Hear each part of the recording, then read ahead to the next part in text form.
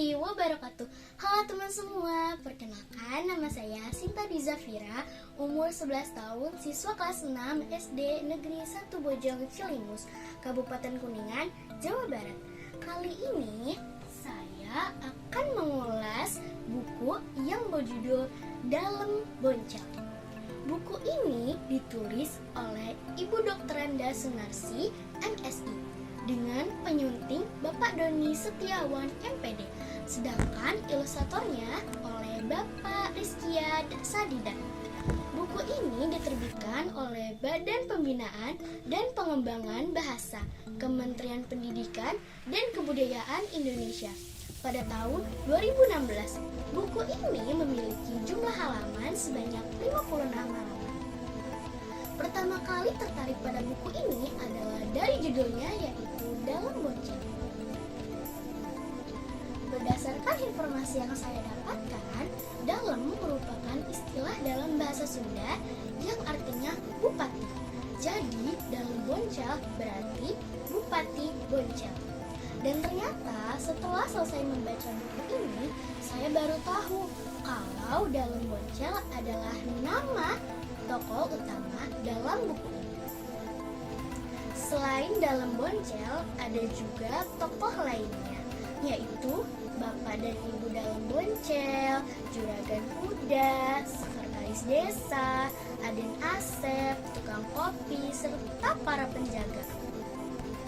Tokoh-tokoh itu mengalami kejadian di beberapa tempat, yaitu yang pertama di Desa Bungbulang, Garut, yaitu tempat asalnya Dalam Boncel. Yang kedua di Desa Cidaun, Cianjur, yaitu saat Dalam Boncel bekerja pada Ki Paninggaran. Dan yang ketiga di Desa Caringin, Pandeglang, yaitu saat Dalam Boncel bekerja pada Bapak Sekdes. Semua kejadian dalam cerita Dalam Boncel ini terjadi pada tahun 1800-an, tepatnya antara tahun 1830 sampai tahun 1849. Buku ini menceritakan tentang perjalanan hidup seseorang yang bernama Boncel. Dia adalah anak sematawayang dari petani miskin. Pekerjaan Boncel sehari-harinya adalah mencari rumput, namun dia bercita-cita untuk mengubah kehidupannya menjadi lebih baik. Dia tidak mau keluarganya terus-terusan menjadi orang miskin. Maka dengan izin dari kedua orang tuanya, Boncel kemudian mengembara dan meninggalkan desanya untuk mendapatkan pekerjaan di desa lain. Sebelum mencapai cita-citanya, Boncel bekerja pada seorang pendekar bernama Ki Paninggaran. Namun karena pekerjaannya masih mencari rumput, maka Boncel memutuskan untuk melanjutkan pengembaraannya. Hingga kemudian sampailah dia di rumah Pak Sekdes di daerah Caringin. Di tempat ini, selain menyabit rumput dan mengurus kuda, Boncel juga mengantarkan anak juragannya ke sekolah. Kepada anak juragannya inilah Boncel dengan tekun belajar membaca dan menulis. Karena kepandaiannya membaca dan menulis, Boncel kemudian diangkat menjadi sekretaris pribadi Pak Sekdes. Hingga akhirnya berhasil menggantikan posisi Pak Sekdes sebagai Dalam. Kemudian dikenal dengan nama Dalam Boncel. Kabar tentang Dalam Boncel sampai juga kepada kedua orang tuanya di Bungbulang.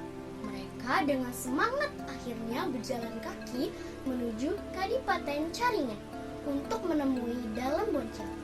Namun setelah sampai di kediaman Dalam Boncel, ternyata Dalam Boncel malah mengusir mereka. Dalam Boncel merasa malu melihat kondisi kedua orang tuanya yang dekil, sementara dia sudah menjadi Dalam yang dihormati. Akhirnya kedua orang tua Dalam Boncel kembali ke Bungbulang. Mereka pulang dengan sakit hati sampai jatuh sakit dan meninggal dunia. Setelah peninggalan kedua orang tuanya, Dalam Boncel juga menyesali perbuatannya. Dia selalu memikirkan kedua orang tuanya hingga kemudian jatuh sakit. Tidak ada yang bisa mengobati penyakitnya.